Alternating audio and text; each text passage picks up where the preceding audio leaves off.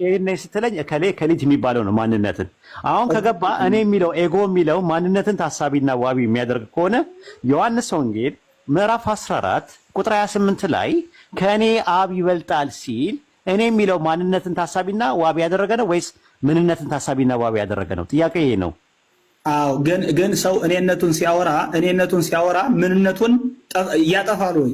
አይጠፋም አላልኩም። እንደዛ እኮ መሰረት ትክክል እኮ ነው። አሁን እዚህ ላይ እኮ ነው። አሁን እኔ የሚለው ማን ነው ብዬ ጥያቄ ጠየቅኩ። እኔ የሚለው ማንነት ነው ወይስ ምንነት ነው? እኔ የሚለው ማን ነው? ኢየሱስ ክርስቶስ ነው እኮ እንትን እኔ ሲል ኢጎ የሚለው ማንነትን ታሳቢ ያደረገ ነው ወይስ ምንነትን ታሳቢ ያደረገ ነው? አሁን እዚህ ላይ እንግዲህ በዝርዝር የተጻፈ ያለ ግን ኢየሱስ ክርስቶስ እንደ ኢየሱስ ክርስቶስ ሆኖ ስታየው እግዚአብሔር በማንነቱ እኔ ነኝ ብሎ በቃ እሺ፣ እንትን እናድርግ መደምደሚያ እንስራና እንትን ከዚህ በላይ እንኳን አንደኛ ባህሪ በጣም ይመቻልና አንተን ወጋ ማድረግ ይከብዳል። ራስ ግን ዮሐንስ ወንጌል 14:24 ላይ ስትመለከተው 28 ላይ ከኔ አብ ይበልጣል ሲል እኔ የሚለው ማንነትን ታሳቢና ዋቢ ያደረገ ነው። ጠይቀናል ወደፊቱ እኔ ከኔ አብ ይበልጣል ሲል በነገራችን ላይ ብዙ እንትኖችን ተርሞችን ነግረኛል። በጣም ደስ ይላሉ ተርሞቹ ራሱ እኔ አሁን እኔነት የሚለው ማንነትና እኔ ብሎ ኢየሱስ ክርስቶስ ሲናገር ምንነቱ ነው ወይስ በማንነቱ ነው? መቼስ ሰው በማንነቱ እኔ ብሎ አያወራም።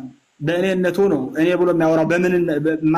በማንነቱ በቃ ችግር የለውም። አሁን ይኸውልህ እንትን በለውና አጥነውና ይሄ አዳዲስ ነገሮች ስለሆኑ ጥናት ይፈልጋል። ዝም ብሎ እንትን የምትለው ነገር ስላልሆነ እንትን ዮሐንስ ወንጌል ምዕራፍ 10 ቁጥር 29 ላይ ከኔ አባቴ ከሁሉም ይበልጣል አይደል?